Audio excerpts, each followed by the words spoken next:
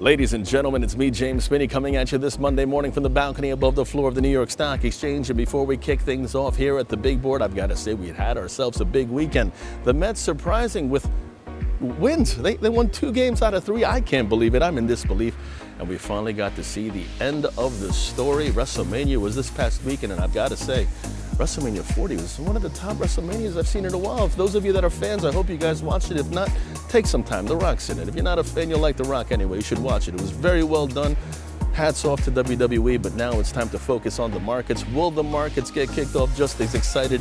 Well, just as exciting as WrestleMania was? Let's take a look now to see how the markets are shaping up to kick off a new trading week right here on Wall Street. Now Dow Jones, NASDAQ, and S&P futures all inching higher to kick off the week after stocks took a break from the 2024 rally.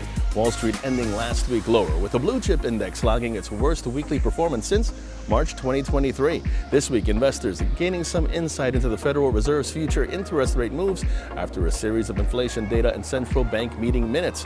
Boeing 1.2% lower pre-market after 2 updates.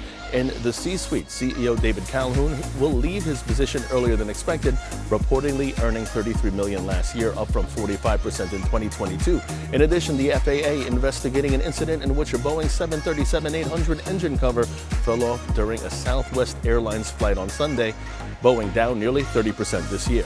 Overseas Asian markets starting the week mixed as investors prep for central bank decisions from South Korea, New Zealand, Thailand, and the Philippines, and European markets in the same boat, with the European Central Bank interest rate decision due out on Thursday.